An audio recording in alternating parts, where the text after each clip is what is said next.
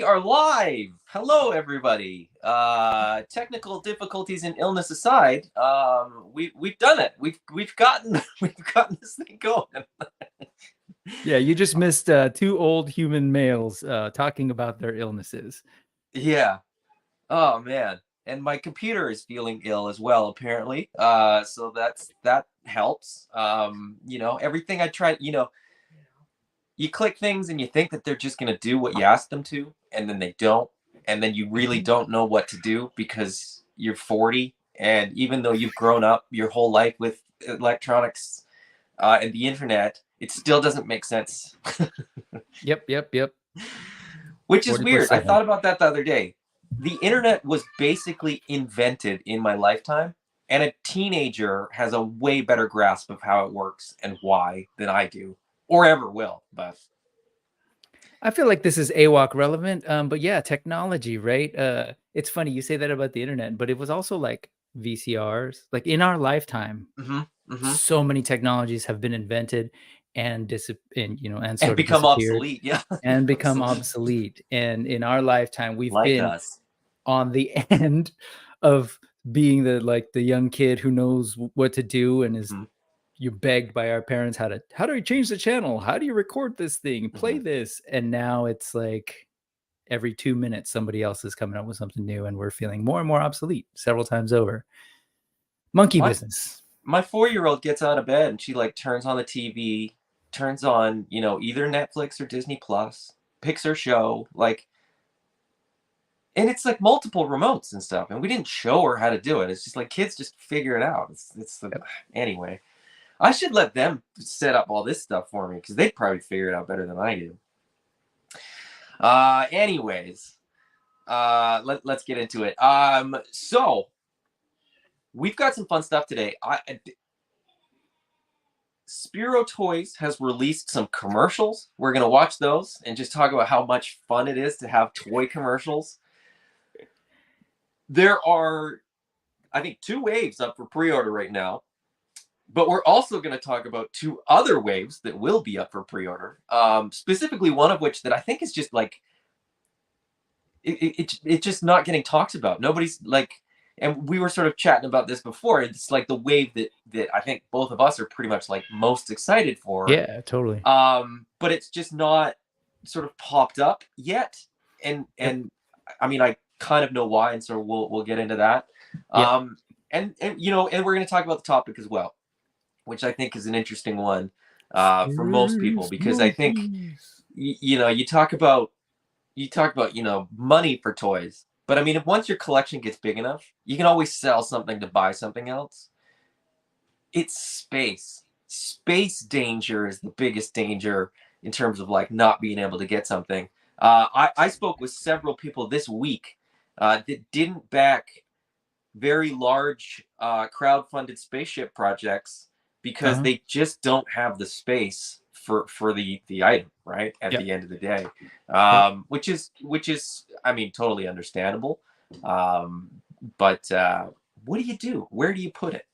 Are you a bin man? Do you display everything? We'll get there. But anyway, before all that, let's jump into the chat and see who's hanging out. Thanos Copter is here. Kato is here as well. Brick Something is here in every form. The AI of Brick is in the chat. I guess the chat bot Brick is. Jeff Morris is hanging out. Trevor 16 Shooter. Waves 3 and 4 look really cool. They absolutely do. Someone helps make them look really cool too, by the way. But yes, indeed. Waves 5 and 6 look pretty cool too. We're going to take a look at those. Kato, same thing. Waves 3 and 4 are going to be epic. And, that's part of the problem. When you do a builder wave, like a troop builder wave, you're creating more space danger for collectors. So, Allison Troy says, greetings, children of the lightning pussy. Say. If you know, you know.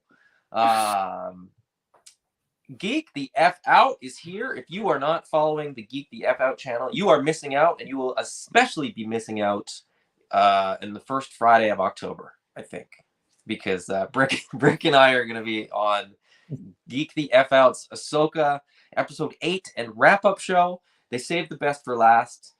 They saved the most charming, handsome, charismatic co-host that they could get for the last episode. So I'm pretty sure my they'll probably have a assessment guest co-host that we don't know about who isn't us, but yeah, I was gonna say I feel like my assessment was the most accurate. It was like, oh crap, who are we gonna get to fill the last slot? I don't know. yeah, Maybe those who's guys. left? Who's the dregs of the people that we know that might want to come on and talk about this? Anyways, let's get right into it. So this was fun. Oh, and I did not set up for this because oh man, absolutely blew it this week.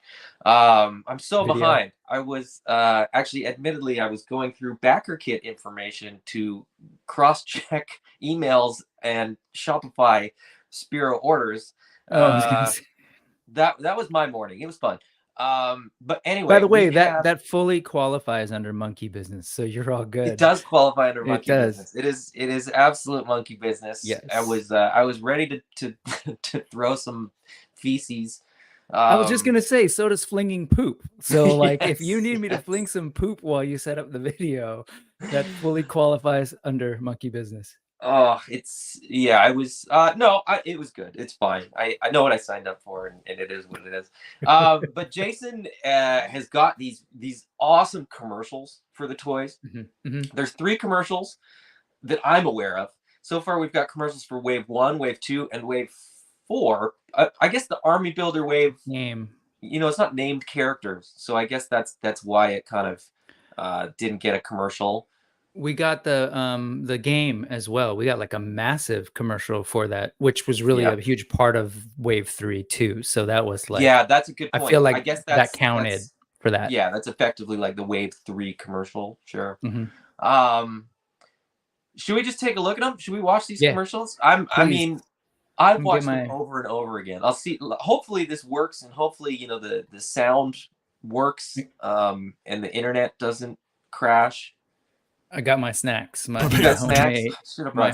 Defend against Emperor Kali and his horrid ravagers. Sorry, Kali. You're not welcome here. Take that! Atreyu arrives to mop up the rest. Stay down. Animal Warriors of the Kingdom. Wave 1. Collect them all. How good is that? Like, that's the Wave 1 commercial. Now, apart from their voices, which, like, when I read the comics, those are not the voices that I hear. Yeah. And I refuse to replace the voices in my head with the voices in that video. But, man, so cool. Just so much fun, right? Like, to have a commercial, right? Like, we grew up with 30-minute long commercials that were sort of interspersed with other shorter commercials. So to get just a little 30-second commercial for the toys that we already love is just so cool. And I hope people get to see these, which is part of the reason that I'm doing this. He posted them on social media and stuff like that, but it doesn't have the same reach anymore. I think when there was 8 channels and you kind of you watched the commercials that came on and you couldn't skip them because you were watching live TV. Even at the beginning of a YouTube video, right? I think we all just hit the skip button unless they don't let you, right? I think I'm bougie and impatient, so I pay for the non-ads on YouTube. Oh, fancy man! I know, it's like because I'm rolling in my unmonetized channel and my teacher salary. Poor. So I'm house poor, so no, but yeah, no, I know it's a little bit like a broken record, especially since you and I were just talking about indie toys the other night over on Mega J's, and this kind of fed into that, right? Things are so different now. The landscape, not just for toys, but for media is different. Whereas you said, we don't just have 3, 4 to 8 channels that all the kids in our school are effectively like stuck watching from 3 o'clock to whatever. So we get inundated with like the same shows. It's like, oh, did you see that? Did you see that? And of course, it's with the same commercials. So now it's like, if you have a commercial and you're an indie toy company, it's like, well, how do you let people know you're an indie toy company that has toys to offer? crowdfund, right? Get attention. And then how do you let them know that there are commercials that exist? I guess you wait for two shills who are willing to set up a YouTube show to show it to them. So yeah. Yeah, I mean, I guess so. In the limited reach that we have, right? Like that's the other thing is that like we started doing this because we want everybody to hear about AWOK. Hopefully more people are hearing about it because of us, but there's still other people that, believe it or not, have never heard of AWOK, which is crazy. Yeah. But no, absolutely. No, I was just that's come up a couple of different times, sometimes jokingly, but people are like, what's AWOK? What's AWOK? It doesn't help that we're calling it AWOK repeatedly when the thing is actually called Animal Warriors of the Kingdom. Yes. Right. It's like, so, but yes, no, I do find there's a lot of people, sometimes we get so inundated in our little circles, right? Like in the toy collecting circle is kind of a bubble in and of itself. We're like, oh yeah, everybody buys toys. No, they don't. And then now it's like, oh, everybody knows what AWOK is. No, they don't. So, I mean, I would go even further. Like we all have our own little bubbles within the bubble of collectors. Yep. You know what I mean? Like we all have our group chats. We all have the one website where we pull news from, which is geekdadlife.com. But I mean, a lot of people pull their news from other sites, and if a site or a show or whatever isn't into a particular line, you might never hear about it, right? I think you and I've said this before, and it's not, for better or worse, right? You and I tend to go outside of the normal stuff. We tend to go looking for things, right? I think we both, strangely enough, met because of Animal Warriors of the Kingdom, but we had both found it sort of on our own, more or less. And then kind of came back to the groups that we were sort of in and involved in and sort of at that time. And we're like, hey, have you seen this? And everybody's like, no, you're weird. And both sort of independently started talking about it and posting about it and doing videos about it. And then that's how we connected, of course. So it is funny that now, we're kind of known as the AWOK guys, even though we know each other because we're AWOK guys. So yeah, nerds. Just funny how that all plays out. Are there any more babies love a good anagram? Anagram? It's not an anagram. Anyways, Geek the F Out. Kayla says a very middle-aged white man with beards bubble. Yeah, well, 100%. I mean, I'm we're 100%. I got a beard. You're middle-aged. Would you be considered white adjacent? Is that like a? I'm hiding my anger, but yes. How does that work? I don't know. It's I get it. I get sort of Kayla's perspective on that. The weird thing is, a lot of the content that I consume is not bearded white men. But the toy community tends to have a very strong bearded white man presence. There's no denying that.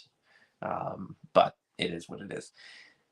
Geek the F Out says, don't give GDL all the credit. Well, I mean, they're a great site, and they're a great, I mean, Toy News International, Toy Habits, International. Toy Arc. There's tons more. There's tons more. It's just, I think people tend to pick sort of one that they absolutely love, and that's the one that they check all the time.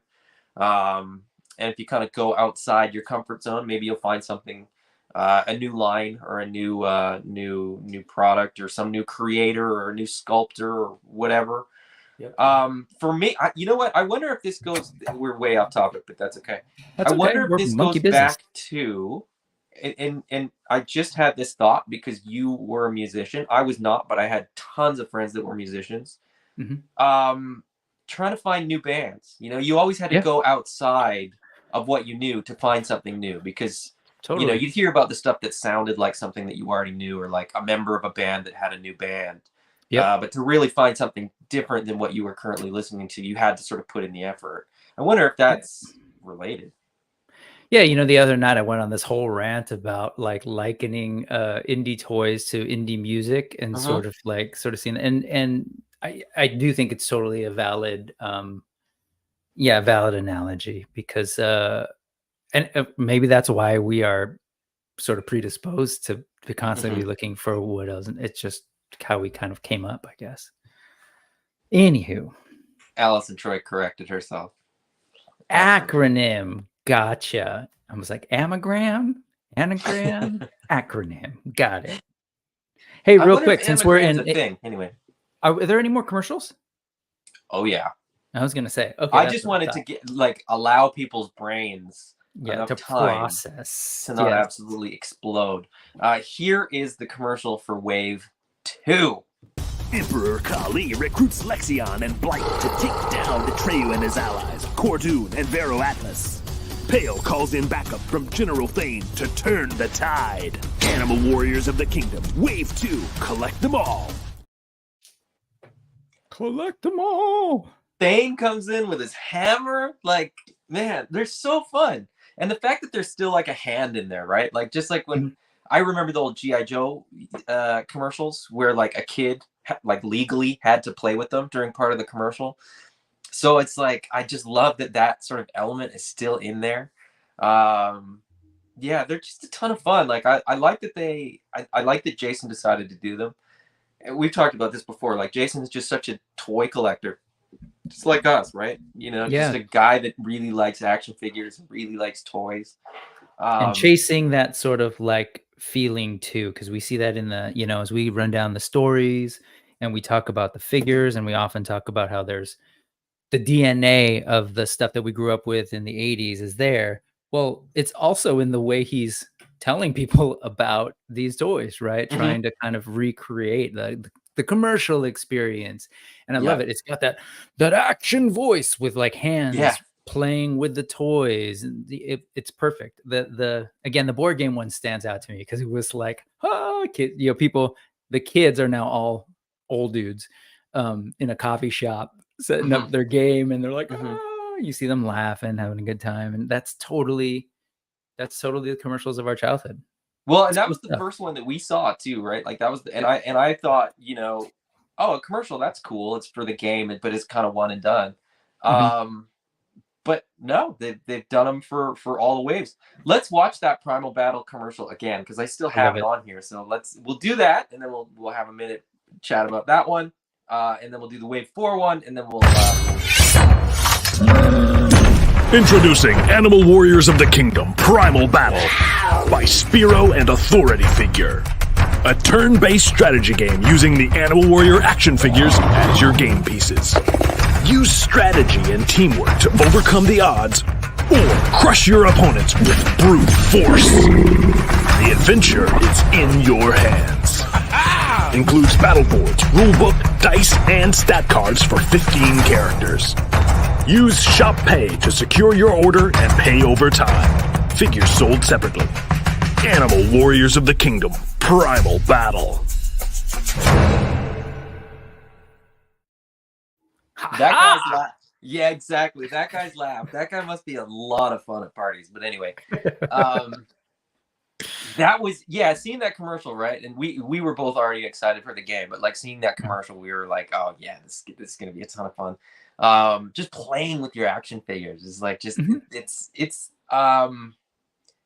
the commercials almost have like an inspiring effect on me. Like to kind of play with my toys, to set them up and to kind of get them, you know, on teams and all that kind of stuff, and get them going.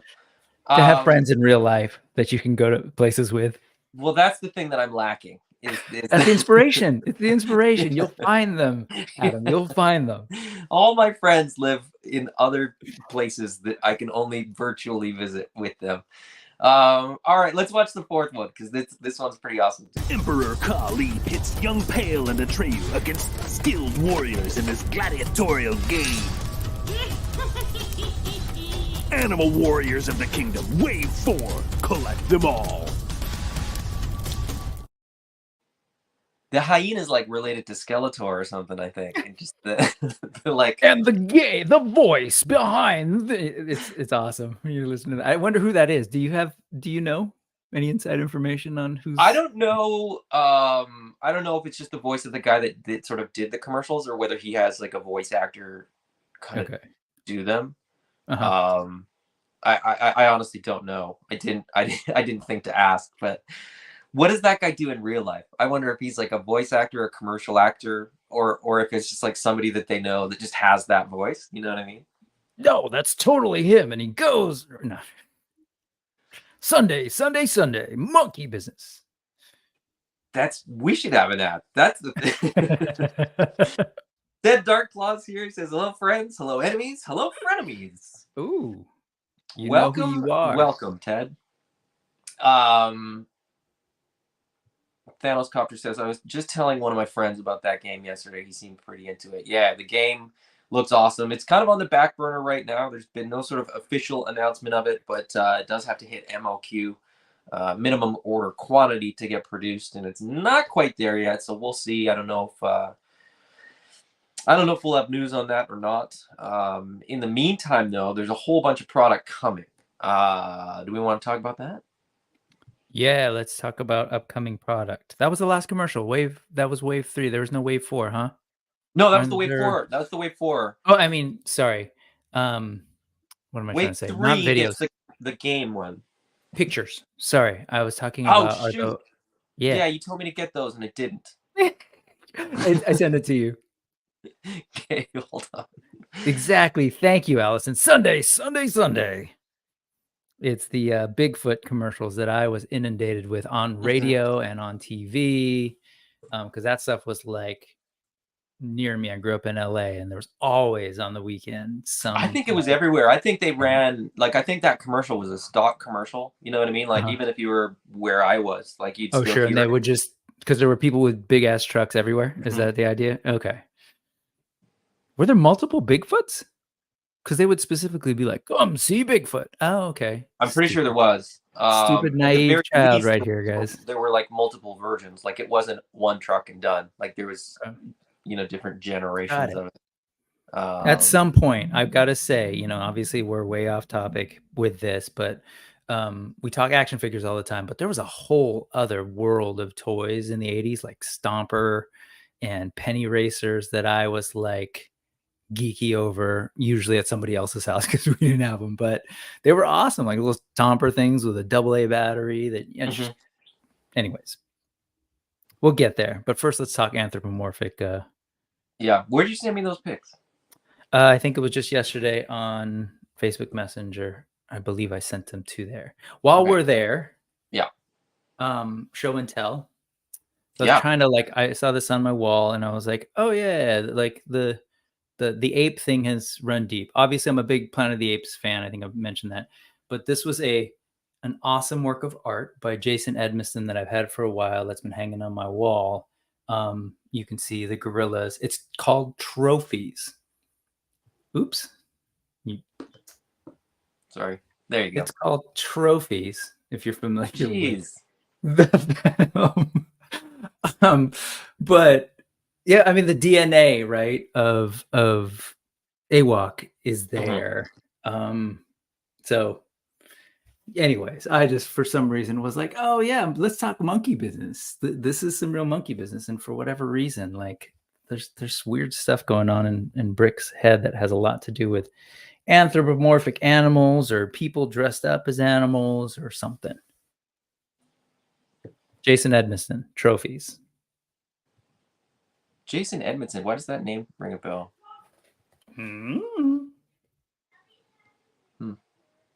Trophies. Sorry, just trying to pull it up. Okay, so Wave 3, yes, does indeed get a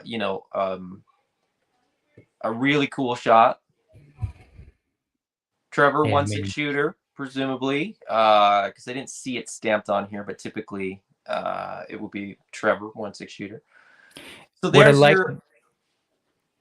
I was just gonna say, like, what I like about this especially is because there has been some confusion about like these army builders and what they come with. So this actually features those alternate heads.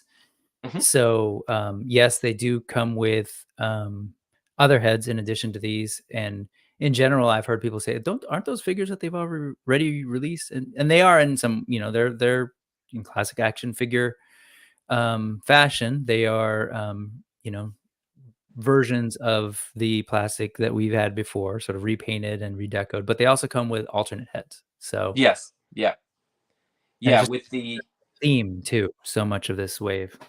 the only exception is the Chunari gold, the gold armored Chunari guard. That does not have an alternate head. But the Feralist Stalker, the Horrid Soldier, and then the Horrid Brute do all come with alternate heads. So Yep. feel free to army build. Man, I got to put that soldier, that gold soldier, next to Leodicius, and just the gold, bathe in the gold shimmer. Yeah, I mean, and I've got a few. I mean, I've got a few mythic legions. I got Leodicius, I've got Gwendolyn, I've got Valgard. So there's a decent amount of gold armor in my collection. The elves too. The elf builders. Those gold ones. This is the other picture that we got. This is for wave 4, of course. So we get Gladiator Pale, Gladiator Atreyu, a Hawkin, as well as the hyena there.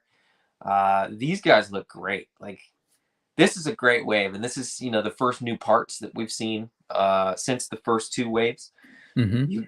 Not a ton of crazy stuff, but I think a couple of the accessories for the figures are new, and then they've got that new sort of neck piece that sort of fills out the neck and sort of shoulder area.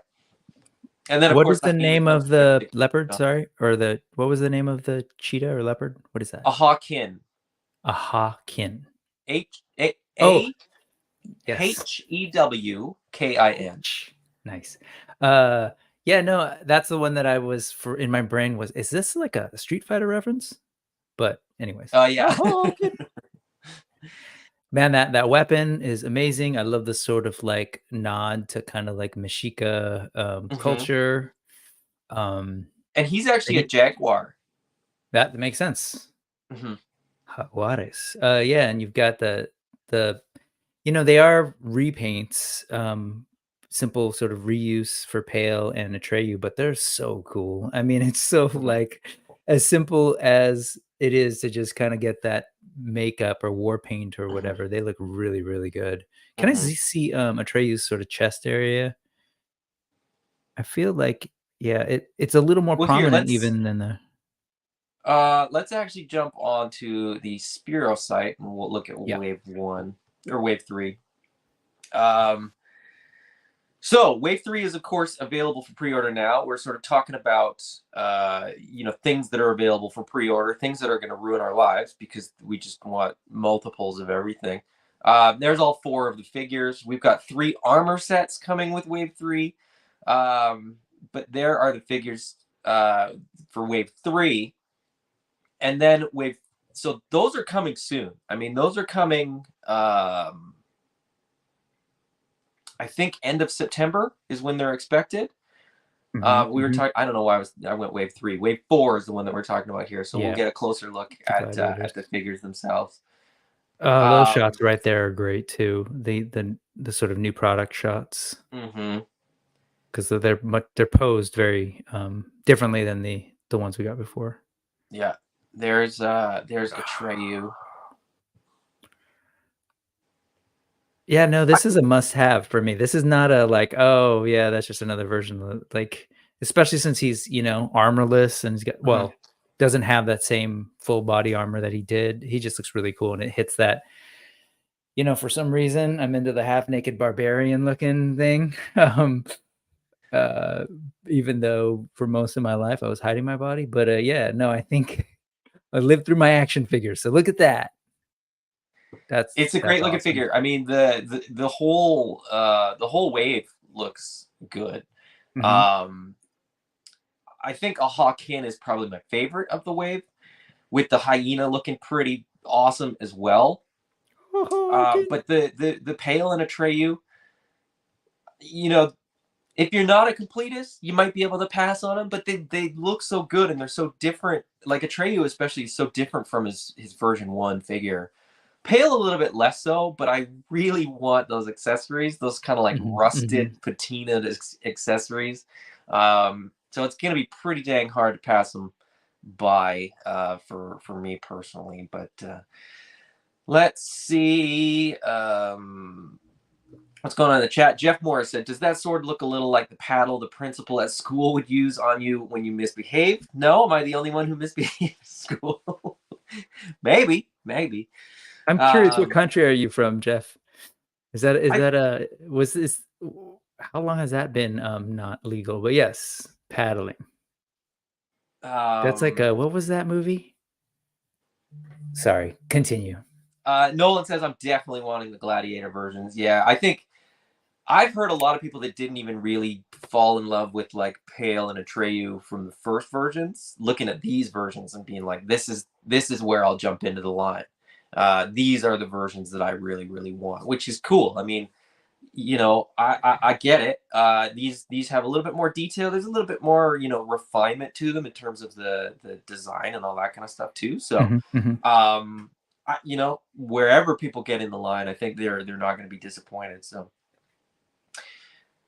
I was thinking of Dazed and Confused, by the way. Matthew McConaughey. Where they get paddled. Oh yeah, the paddle thing. Mythic Dolphin says the Onyx cat head will work well as a head swap for the Golden Ape. Yeah, I think so. I hope so. I'm not sure if the color is going to be. I don't think it's black. I think it's a really dark brown, but we'll see. Moonshine Mel. So Wave 3 is on hold until the game gets its minimum. No, the game would be separate. So Wave 3 is I mean, the armor packs. They already got a small shipment of the armor packs. That were available at PowerCon, but the Wave 3 stuff, I don't know, because I'm more worried about stuff that's already in the warehouse, but I'm pretty sure that it's like end of September that it should arrive, so people should have that stuff. Wave 3 stuff in October is my best guess. My best guess. I'm glad don't quote me. Glad you clarified that. Wave 3 is good. It's the game. The game is separate as far as that goes. The game is being manufactured completely separate from the action figures. Not the same factory, not the same sort of stuff. So the Wave 3 is going ahead. Don't worry about that.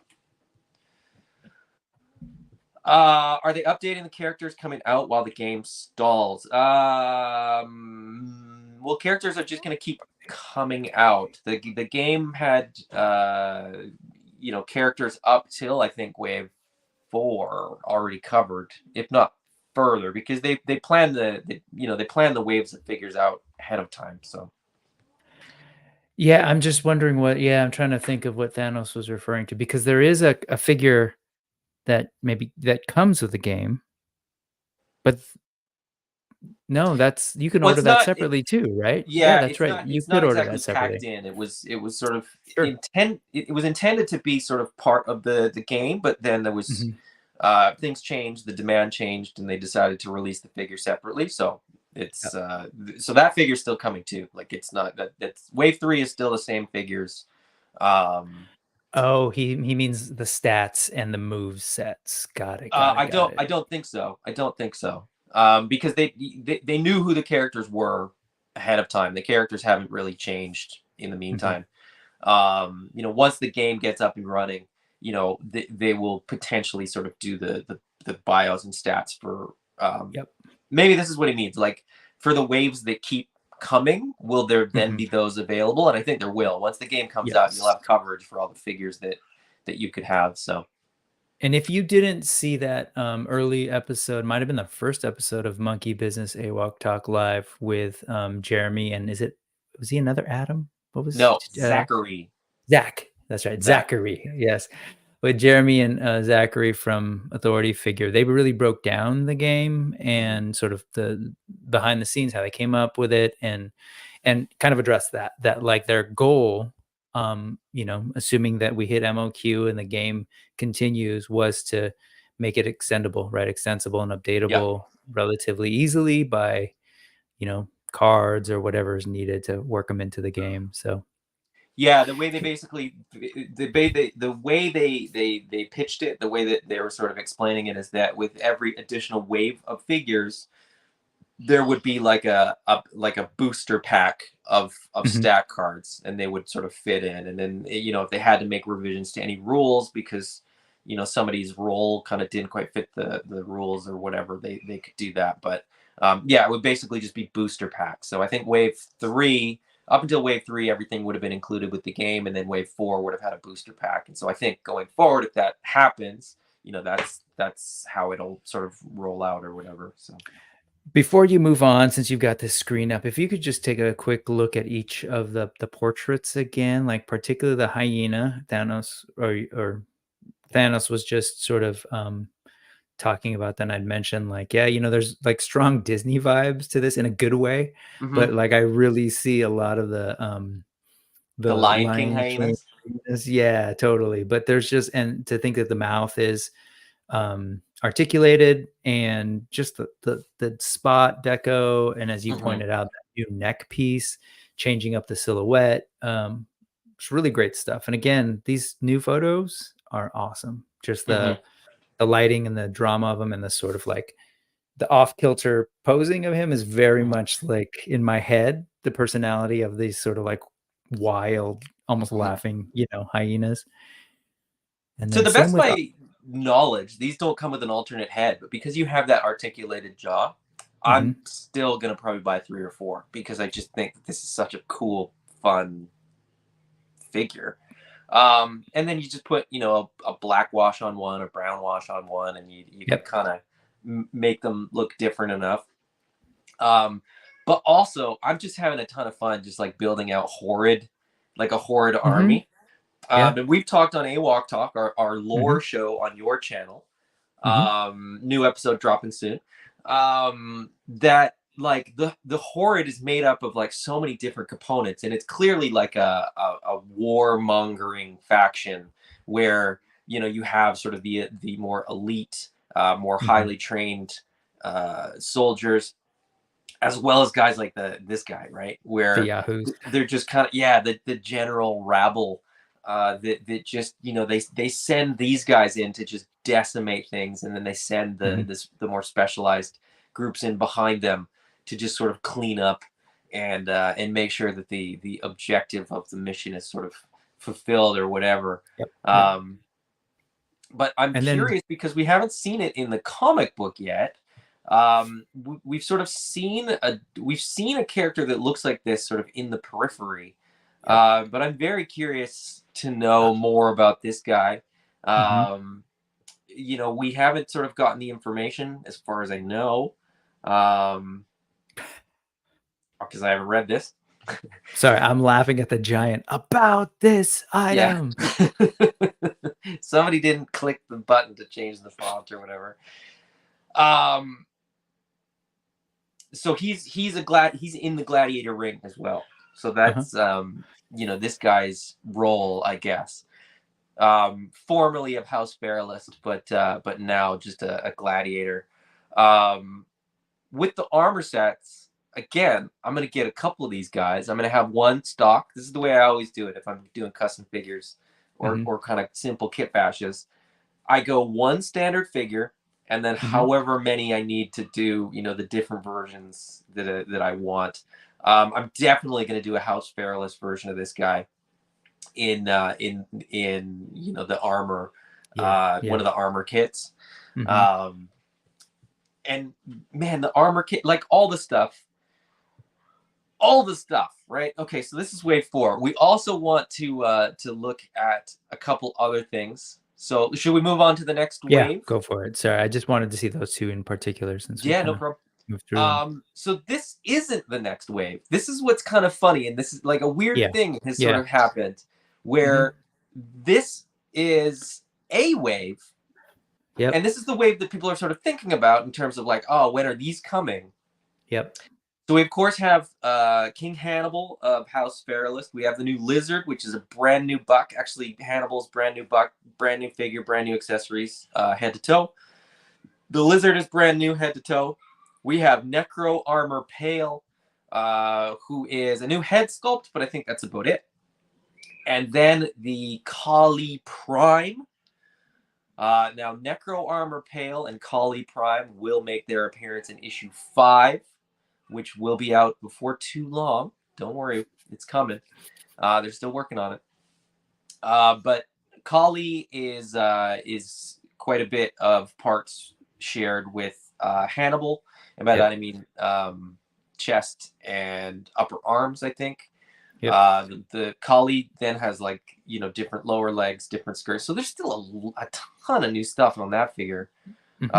Pale's the only one that doesn't have a ton of new stuff, but he still gets that head sculpt. He still gets that the new head sculpt with the kind of slicked down hair. If you look at those real quick, just looking at that picture, we don't hear too much about the weapons and sort of how they're painted and the armor. If you take a look at like Hannibal's sword there, but also the armor that he's got and the lizard have got are kind of like this real kind of flat, matte, that rubbery look, right? And then in the same line, you've got the Kali Prime and Necro Pale with that sort of shining armor and everything, and they which is totally lore appropriate, right? But we haven't necessarily spent time geeking out about just the accessories and the painting of them, because they're very like they're just very different. Like they look like little shiny armaments, man. The blades are awesome, the hilts are awesome.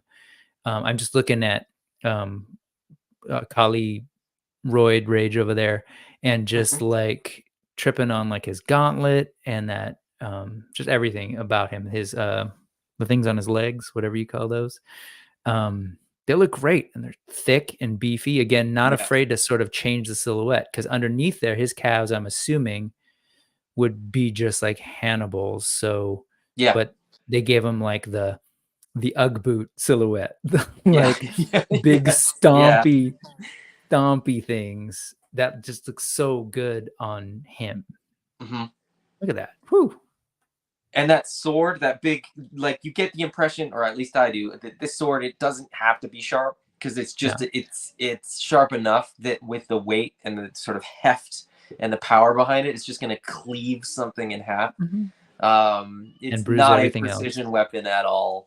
And that shield. So the shield will be removable from the wrist, or at least that's the plan from what I understand. And it's got a big, you know, angry gorilla face on it. Unfortunately, I don't have that picture handy, but we've seen it in the turnaround shots where you know that is a separate piece removable off there. This wave is awesome, and I'm very excited for it. But you know, we have the pre-orders. You know, we have wave 1 and 2 available now. Wave 3 will be here soon. Wave 4 is up for pre-order. This is wave 6. Wave 5's pre-order will be up soon enough. And it's kind of like, you know, it's been out there. Like the pictures have been out there. People have been talking about it, but somehow people have kind of forgotten about wave 5. Wave 5 is my most anticipated wave. Mine too, and it's especially awkward that it sort of disappeared and maybe got fridged. But no, just because this is the first wave where we're actually gonna get women, or I guess female, characters. And and there's very real logistical reasons why, for example, they weren't at PowerCon. Right. My understanding is that that's because these or the prototypes had to be sent back for approvals or whatever. Right. So they couldn't be at the show next to Hannibal and Kali Prime, etc.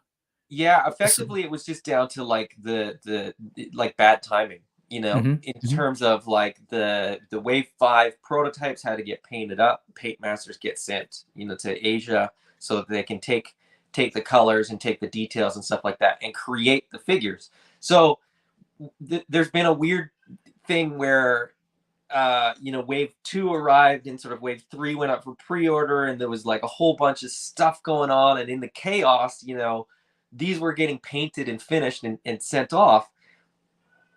But almost, like you said, just almost got like forgotten about in terms of getting advertised and sort of getting out there. So I still see a lot of people commenting like, oh, when are they going to do female characters? When are they going to do a new buck or whatever? But in this wave, yeah, we're going to get Mala, who's on the screen there. We are also going to get Jadu, who is Kali's partner in crime. And if you've watched our lore show, we kind of speculate that maybe she's almost more the big boss than Kali is, because Kali is in a lot of ways dependent on what she does behind the scenes. Then, if you've been paying attention in the comic books, we saw this guy. This guy is probably my most anticipated. This is Kanji. He is a sort of rabbit. He's got a new name. So in this, he was referred to as Toku, but he's been renamed Kanji. These posts are so old that they just get buried. Like, these are just Instagram posts.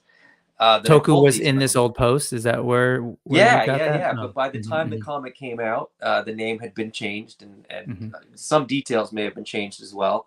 But I'm really excited for this smaller buck. So we got thinner legs, thinner torso, thinner arms. I'm not sure scale wise, like how tall these guys are going to be. I think it's pretty similar to what we've seen before. And then to round out the wave, we have the Horrid Assassin. Yeah. Which is also just a really, really awesome little figure. So a new buck, a new figure to add to your Horrid army. And again, I'm going to have to get multiples. Hopefully the neck pegs are the same size. So this is one where I think this will probably be, black. So you could use that spare head from the Vile Villains head pack, the black one with the paint on it. I'm going to use one of those on Onyx. I'm going to use another one on this if it's a color match, to just have more Horrid, troops and more Horrid, army. Maybe too many. Is that possible? Is it possible that we have too many? No, now, it isn't. Given our topic, apparently it is. But yeah, these ones are ones that are out there, but haven't been placed in a wave or anything. But keeping with the smaller buck, keeping with the female buck. So this is Jessa of House Fairlist, and we also get another female ape. So we get the Chunari Praetorian. Oh God, that looks so awesome. Yeah. So lots of great figures coming. I'm just going to go back to this because I am especially excited. We talked about sort of the high fantasy of this in sort of some videos that you and I have done, and we've talked about how the figures themselves don't necessarily sort of represent everything that we've seen in the comic book so far. Yep. And I don't know if these are sort of final design, but Mala comes with a sword with flames on it and a shield with ice on it. She is a magic wielder within sort of this world. Going forward, like I said, this is wave 5. We've seen wave 6, but then there's going to be more waves where we lean more into the sci-fi aspect of things. Even if you're not a completist, I just feel like it's going to be hard to not pick up all this stuff. Because there's so many cool named characters. There's so many new. Let me set this so that it's there. That's now I feel balanced. So many new characters, so many new bucks, and they're all good. Like I said, besides some of the repaints where they're not. Pale Atreyu and Kali have version 2s, but that's it. You know what I mean? Like we're not getting version 2 of every character, and it's not like random stuff. Like they were in the Gladiator Pit, in the comics, so that it makes sense. Kali and the Necro Armor Pale are gonna make sense when issue 5 comes out. These aren't just kind of cash grabby feeling ones. So it's, what do you pass on? What do you skip? How do you like? And most of us have our displays set up in such a way that we're just about maxed out or soon to be maxed out. So what stays, what goes. Do we want to talk more about Wave 5 before we move on to that, or? I mean, sort of, because I will say it is weird just because of, as you pointed out, like timing, and also that Wave 5 isn't on the sort of broader public consciousness. So which is why I wanted like, hey, let's talk about the kind of missing wave. And I'm so glad that you also brought the sort of missing figures, where we actually saw renders of two figures in Jessa and the woman, whatever. The Praetorian. The Praetorian. Praetorian. But what's interesting about that, because it's all the way in Wave 5, but that would sort of almost finally give us all the key players in the comics. Yes, the only one right. maybe missing would be Jadu. No, the orangutan. Laranya. Like he would probably be the only one that has significant sort of like speaking roles and plays a role in the comics that hasn't been seen yet. Now we know that we've seen concepts of him, but I think after we hit Wave 5, sure, there's like variants of, as we saw earlier. I guess Hannibal will come last of all of them, right? Because he'll be coming in Wave 6. So it's important. That wave is especially important because it has some very key players in the comic that don't want to lose sight of it. And really, from the perspective of a toy line, it gives us 2 brand new bucks.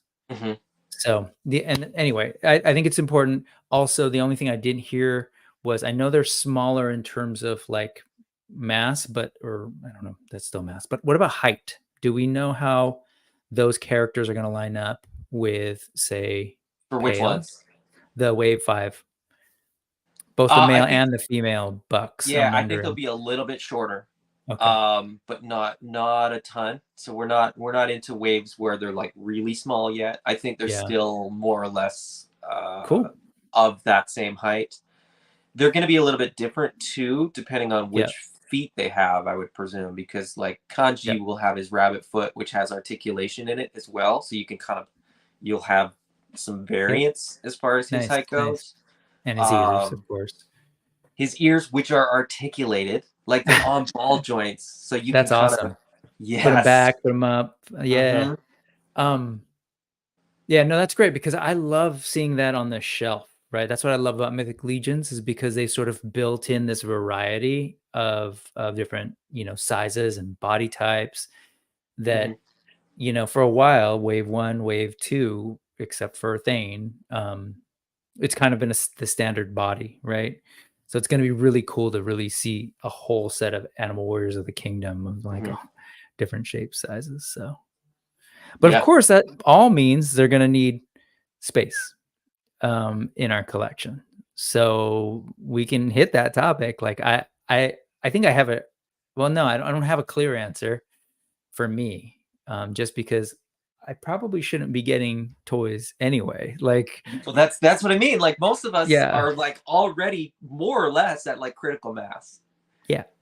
Because that's in the last 6 months or so, the complaint that I've heard from like every collector that I know is not like, that there's a shortage of cool toys. Yeah. It's that we all have a shortage of usable space. I've said this before. Our space is typically quite finite.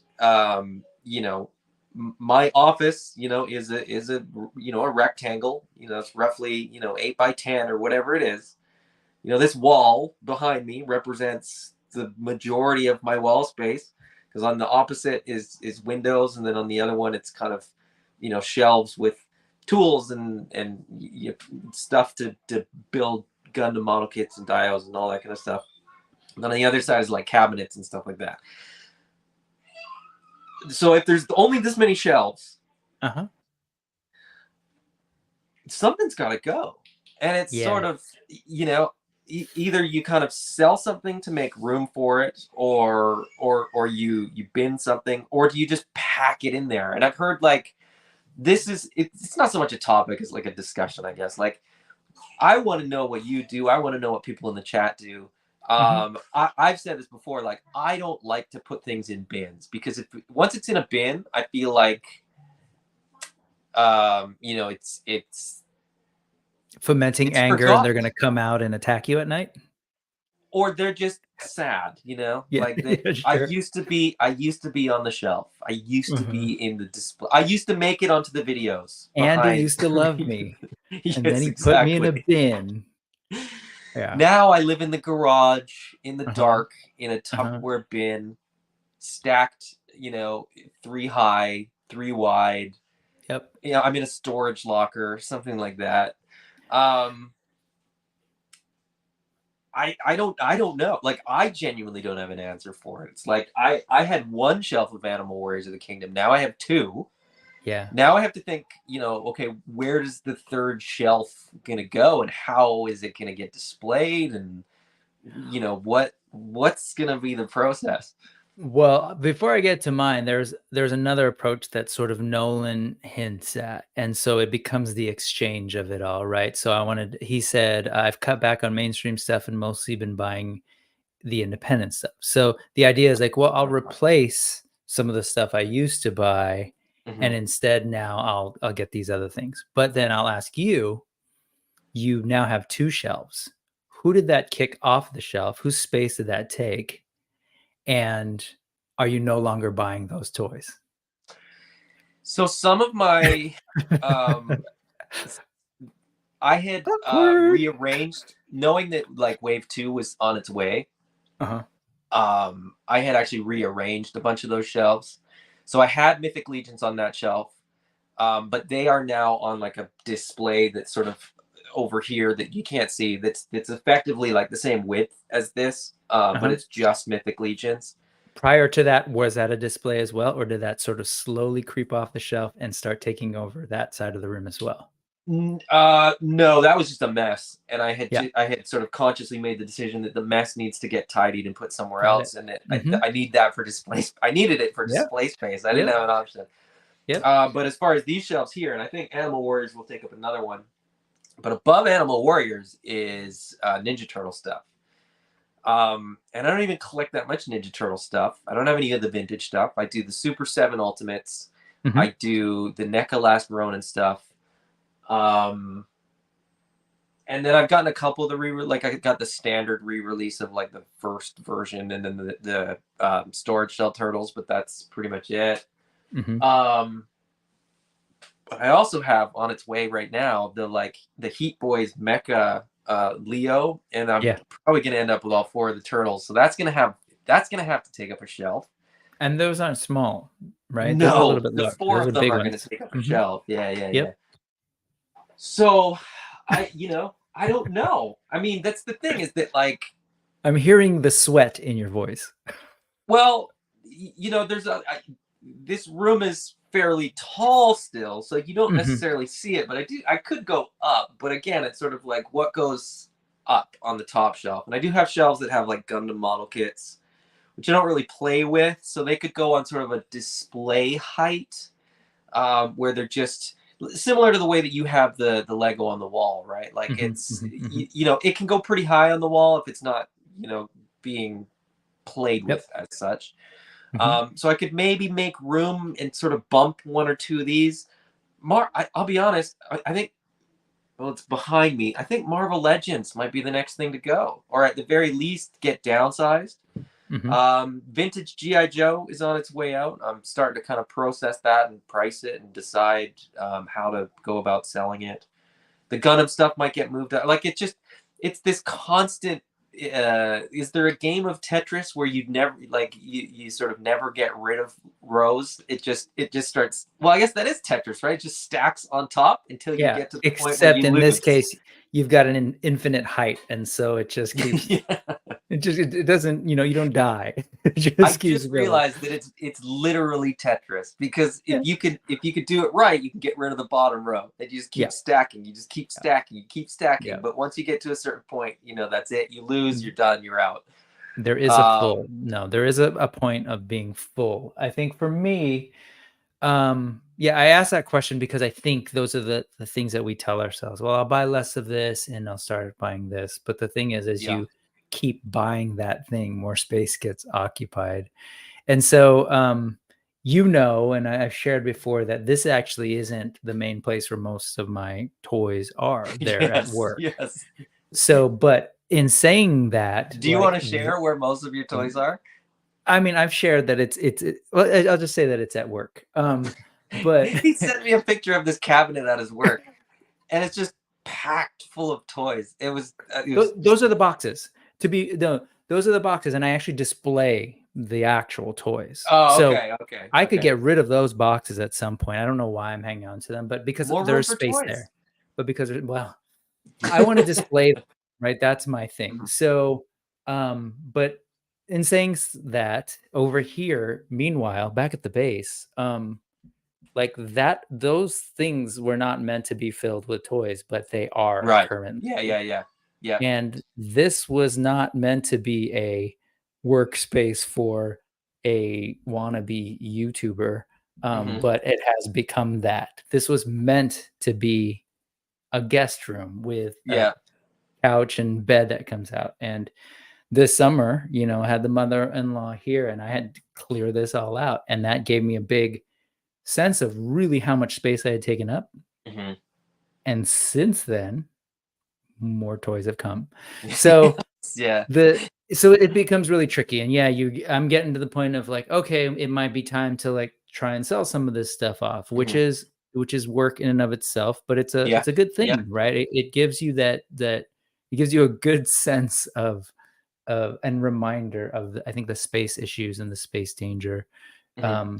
Which ultimately is why I do the channel, particularly the unboxing stuff and the sort of like short turnarounds, because as I said before, I will not have all of these figures, but apocalypse aside and the end of all digital technology aside, I will have YouTube for a while to be able to look through that. And so I don't know, it's a tricky game. But yeah, I think people come up with all sorts of creative ways to display and store. I don't want to keep things in bins. So I want to have essentially at my work, I've got 2 bookshelves that have become displays. I'm trying to do like dials and turn them into like environments. So I won't be able to necessarily do what you have, where you have like a lot of folks kind of like standing there in a big crowd, because there's environments and it's meant to be like a scene. So you wouldn't have them all kind of standing there. So that again limits what I need to do. And of course, as we continue, right, I'm stupidly biting on what these companies are offering us, which is like larger and larger figures, right? The trolls are meant to be like these, ooh, have one, not 3 brick, but or the memory toys bears, right? I've got 2. Or the Mortal Kombat dragon, right? And I know the Arctic dragon's coming from Cyberzoic, and I'm interested in that. There's gonna be a dragon from Mythic Legions at some point, and we know that's gonna be large and epic. This Tuesday is gonna be this big Masters of the Universe thing. We could see like not just play sets, which I'm intentionally like I'm never gonna get a play set just because of space. But they could say, hey, what about Granomir? What about the Giants, right? They could be doing something like that. And I've got dinos in my thing. So it's hard. And I think for me, I just have to figure out that container space, if it's this much. And once I get to about here, I need to empty and start selling and doing that. So keep watching the YouTube channel, because it could become basically a giant eBay listing or the descriptions below might just have prices listed. Yeah, totally. The banner. I just realized the banner at the bottom. It could be like, you can have anything on my shelf. Anything of these. These are all for sale. It could be like a live ticker. I'll just type it in as I'm going. Yeah. People Hurry do that, up, though, please. actually. Isn't that a thing? Don't people use like YouTube and Facebook, Maybe. like Facebook Live as like a live auction platform? I think. There are some auction, specifically auction. I think it's like whatnot. I don't know. But I think the idea would be, you know, hurry up, please, because in about 2 weeks I've got wave X of this coming in, and in about 6 months I got wave X needs to go. So well, we were talking before, or maybe it was even at the beginning of the video, where like there's people that I know that like that had to back out on like some of the big crowdfunding projects. Yes. Because like some of those are just they're just like virtually a very big sort of footprint and people were kind of like, look, if I buy that, I don't have anywhere else to put anything. And it's not, you know, that's not an easy one where you just kind of put it on marketplace or sell it to a friend or whatever, right? That's it. It's an investment. And then to resell it would be sort of, you know, then you start playing that game of, well, what's the market value versus how bad do I want to get rid of it, and so on and so forth. And it just gets, it gets so mucky. I don't like reselling things because I genuinely tend to feel bad about market prices. Like, I don't really buy anything that isn't at retail. And so when I go to sell stuff and people are like, oh, that's worth good money, you know, you can sell that for twice what you paid for it. I'm like, I don't think I want to. Like, I got to get somewhere in the middle because I don't want to, you know, necessarily leave money on the table or whatever. But, you know, I'm a nice guy to a point, but it's like I feel kind of dirty when something's like really overly blown in terms of market value. Sure. It's just this is a weird thing. So that's part of my problem with selling stuff, is that like I know what I sold for something. So like if I can get back what I paid, I'm usually happy. And then it's like, you know, if I go to sell something and my friend's like, oh, I'm into that, and I'm like, okay, it's, you know, it was $30, but I need $150. Like, I just it is what it is, I guess, right? That's the market. And if they don't want it, I guess somebody else buys it. But I always feel bad. But did you want to highlight some of the texts? Because some people had some ideas about how they store things, and some people had, you know, yeah, I don't know if you want to go through that. I missed Or is so it many of the things. Too far beyond you? Yeah, Like, yeah, I it's gone lost too track far. of it, and it's just my brain is a little bit fuzzy as it is. I was trying to sort of pull a few up, but well, as I pointed out earlier, I think I misunderstood the assignment when you put space monkeys. Space monkeys. But here's a space monkey. And, you know, kind It of looks joking. great. I mean, I've seen a bunch of those. Yep. And, you know, I just threw this together right now. I haven't like done necessarily much in terms of that, but, you know, like this is actually the kind of thing that we could potentially see depending on where the story goes in AWOK, just because of the way that this sort of world and universe is set up. We know that they were, they came as humans essentially, from a far off planet in multiple like huge ships, as we've laid out in AWOK Talk. And we don't know if some of that technology survived. We don't know if there are some humans out there. We don't know if they could potentially revert back to some of their human forms. So just, this is cool. Mythic and Figure Obscura and Cosmic Legion sort of mashup. But that very much could be an actual AWOK aesthetic. Yeah. Which is awesome. I did want to highlight this one. Thanos Copper said shoe hangers, clear pockets. You can grab them and play with them. So those are that you like hang them on a wall, and they kind of have like sleeves, and you would put shoes in, but you could put, you know, 2 or 3 action figures in there. That's a good call, especially if you're somebody that plays with them regularly. Or in his case, takes photos. So they're essentially like, exactly. So they're not always you know, this is, you know, the middle-aged collector that poses them meticulously and then puts them on a shelf and then like never touches them again. That might not suit those collectors. But for people that take pictures, people that play with them with their kids, people that sort of move them around regularly, that might not be a bad idea. I don't have anywhere that I could put those shoe hanger things. But. Well, to be kind of the voice of reason that you often are, but to point out the idea of like, oh, you know, that's the middle-aged person who doesn't play with them, puts them on a shelf. And, you know, there's others who play with them or play with their kids. The reality is, if you turn around right now, how much playing would you have to do to be able to play with every single one of those figures? It doesn't happen. It doesn't right. happen. You might play with a couple in the front or a couple of these, and then some of them have been meticulously posed and stayed there for like months. Oh, that's, I mean, the meticulous posing is gone because they don't fit that way anymore. Sure. It's been 2 years since I did that. So yeah, it's the Academy portrait, right? I had to clean my desk today because I had been playing with toys on my desk. And it was like just this pile of action figures in different poses with different accessories and on and on and on. And then it's like then you spend, you know, half your free time cleaning up your toys. Like I got to send my kids to their room to clean up their toys while I clean my toys in my room. And then we can sort of reset and play again. That's awesome. And there was something that I've lost. There was a thought there, but it's gone. From the chat, or like Allison has the one under the shoe hangers? Yeah, Allison swaps her stuff. Oh, it's gone now. I've missed it. Yeah, there's just too much going on in the chat. No, it's all good.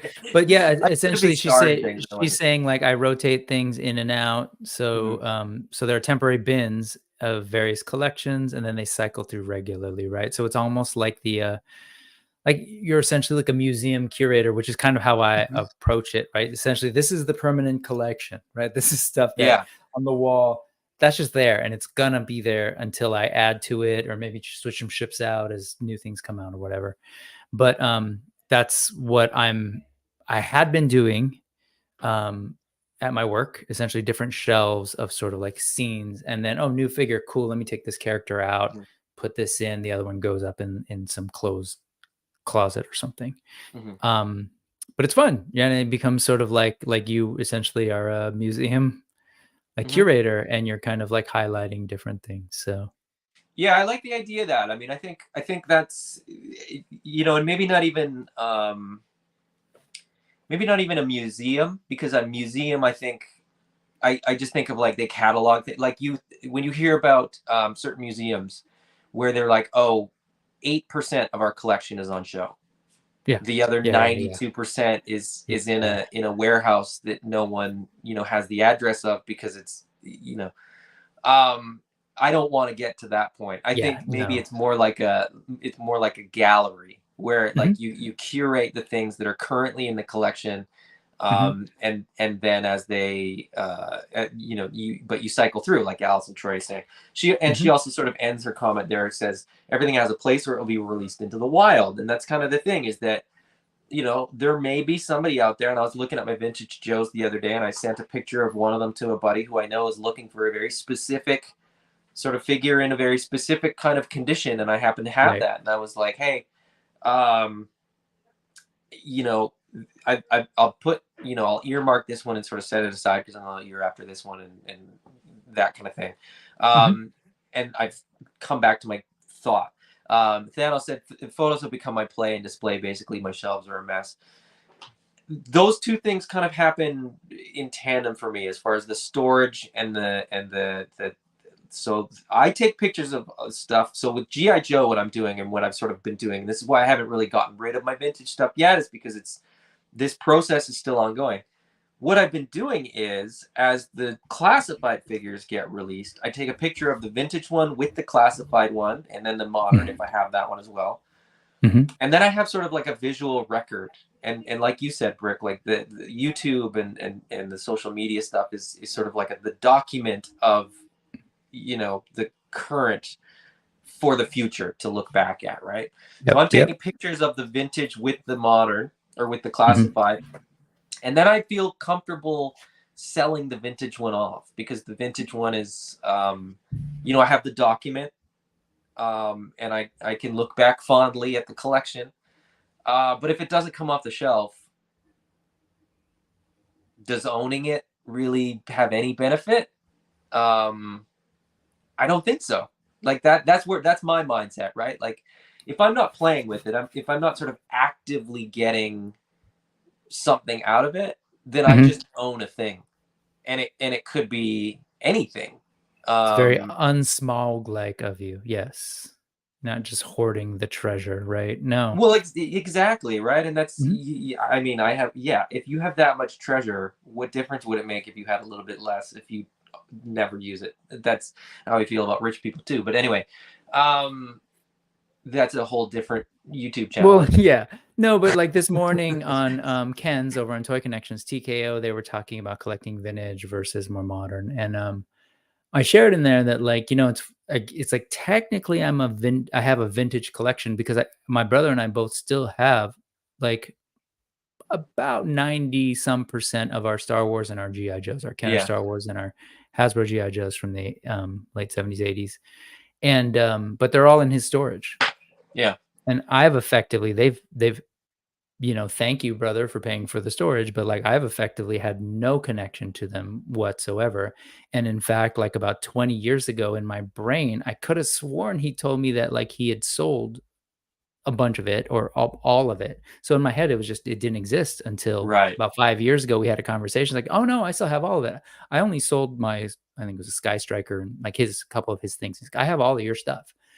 And I was like, oh, like in my brain, it's been gone. And effectively, it made no difference in my life. Yeah. And so I have to exercise that kind of non-monkey discipline, or maybe they are more evolved than us, in with this stuff. Like it's just not gonna last. I am enjoying it while I can, trying to be of the moment, do the YouTube thing, play with them, be like, damn, those are great. Because the reality is Jason and Spiro want to keep making more toys. And Yes. I only have so much. And guess who's going to want to actually buy and hang on to those things for a little bit, at least, and have my moment with them? There's just no way I can. I just don't have the space, man. Like we're a relatively small, overpriced home in the Bay Area. So isn't that all homes in the Bay Area for the most part? well, sorry. Yeah, that was a general description Except for the Bay giant Area. houses that are crazy. No, there are crazy. Yeah, no, there are houses, and I don't know. I just look at them. I was like, oh yeah, I could fit a lot of toys in there, but no. Probably not as many as you think because they probably have a lot of glass. That's it. That's what we got. Now I will say, if you do have room, congratulations. I think it's interesting to have these discussions every once in a while because it's good to be reminded that we're all in the same boat. Yep. None of us have any room left, and we're all trying to think of creative ways to sort of get around that.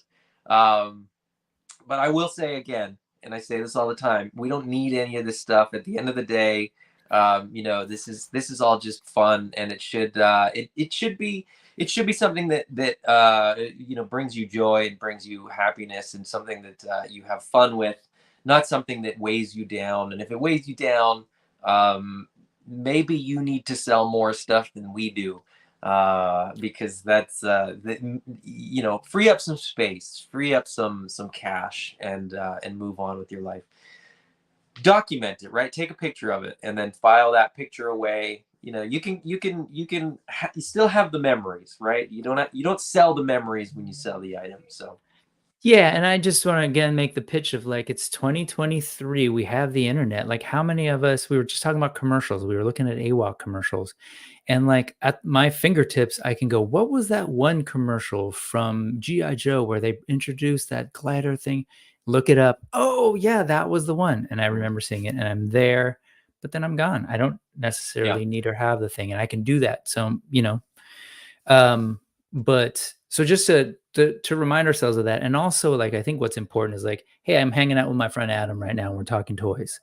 I'm hanging out with my friend Nolan and Kayla and all these folks that are here right now, and it's like we get to chat and talk about our toys and get excited. Like that's the gold, right? Yeah. Right there. And so of course the toys are super fun and a part of that, but so I just want to hang on to that and actually value that, because that's the stuff that like I don't know. That's the stuff that matters and ultimately like sticks in my brain. Although Jason and company have created, and Utama have created some awesome characters and toys that I love. And I'm having a blast with them, man. Like I always go to this Blight for some reason. He was not in my brain. I was like, he's basically a repaint. I don't need him. And like, he's been this one that's been hanging out with me all the time, posing him up and trying to figure out like, so I don't know. It's just, we enjoy them. We have a good time, but also like all of this stuff, the whole like ToyTube community and all the chats we're in, and like, oh, who's on live next? And I'm about to like go on live in a little bit and talk more news about stuff that's coming out that I might ridiculously spend more money on. Like that's the cycle, but it's fun. We'll probably both be in the chat of a video tonight or two. Yeah, exactly. So yeah, don't we have spouses and kids? Anyways, yeah. I vaguely remember that is the case. Yeah. Well, no, but that's the other thing too. Like we have to fit it all in, right? Like it all has to, we talk about the actual physical space of the toys, but we Yep. also, I mean, you and I, like you said, have spouses and kids, and I had to fit in. My wife had to go out and do grocery shopping. The baby had to have a nap, and I had to mow the lawn. Like you got to fit all that stuff in too Oh into crap! I your forgot to mow the lawn. space. Thanks. Yeah. So your space and time and all that kind of stuff, right? Like it all has to work. It all has to sort of fit. And so I think that's it's all part and parcel of it. And again, maybe it's not the toys that are making you unhappy. Maybe it's something else. But that's a whole loaded. That's a no, I conversation think that goes beyond what we're. there's a depth to this monkey business, right? It's like, we're actually talking about the experience of humanity. Yeah. But that ties back too, because in the lore, it's all about how humans have sort of not lived up to their potential. Anyway, Greg, That spaceship needs to hurry up and arrive, man. I'm ready to go. Speaking of lore in Animal Warriors of the Kingdom, when can we expect the next episode of AWOK Talk? Cool. If you could show the screen. I am in the process, desperately trying to edit this thing. And so you'll see it's right there. Trust me, I spare you folks. You don't want to see the 1 hour and 43 minutes, which I think started as 2 hours and a half of this. So I just want to throw out there. Yeah. And also and I've apologized to you and you're like, yeah, no, it's all good. Like this episode is super behind, life is life and there's so many other things but it's here. It's awesome. I in editing this I kind of get to relive the conversations and they're super fun, but it's coming and we'll get to it, but just take a look, give you a sense of we're talking through these comics, and thank you to Jason and Utama and the whole team for sort of giving us access to the oops, you don't want to hear that, but yeah, just it's so cool to kind of see these things right without the word bubbles and it's all there, spoilers. So all the stuff that we were talking about today with the different waves, like the Lepin, this is something that comes up that you'll hear about. And so, yeah, it's coming. It's on its way. I was hoping actually to get it done today. So, we do have a longer weekend. I have some time. And, it's also, I'm a silly monkey who probably just overthinks stuff, much like my friend over here. We have tendencies. So if I just threw it up there, but no, I have to, hit a certain weird standard in my brain, but it'll be there soon, folks. And thank you for being patient. Cause the idea was every 2 weeks here doing Monkey Talk, Monkey Business Live. And then 2 weeks from now, we should be releasing the next thing. But I'm going to try and get this up hopefully within the next couple of days. And I think it's actually still realistic for that to happen really, really soon. And then we will record the next one. But then we're kind of in this funny situation where we are now kind of caught up to the comics. Issue 4 of 5, and 5 is a big question mark. And if you haven't heard us talk about this before, there's a good reason why there's a big question mark for issue number 5, because Spiro is trying to figure out a way to get this comic out to a much broader audience via a much larger publishing company. And so that's all sort of in the works. And the question of when issue 5 comes out is hanging. Yeah. We know it's there. I think it's, it could be ready to go, but just because of the way that these things work, it's a big question mark. So it's not like, it's not like they haven't written it. They didn't have a plan and they're going to ruin the ending of this amazing story arc. Like maybe some of you have felt in certain sci-fi or whatever franchises, but it's there, it's written, and we've talked a lot about it. We've taken a long time to get there, but pretty soon we're going to hit a wall anyway. So we have that's some where we ideas are. for how we could do like 1 or 2 filler episodes, but yeah, we'll definitely need an issue 5 sooner rather than later. So You don't want to hear our versions of the story. You want Jason to write it, and you want to see Utama's yeah, art. So, but on that nobody wants note, episode 7 to be like fan fiction from yeah, us. totally. Somehow, Kali returned. But yeah, so hang on. Issue or episode 4, which covers like the end of 3 and the beginning of issue 4, is there, and pretty soon, like we said, we're gonna do issue 4, and then we'll show you some more commercials. Yeah, hopefully.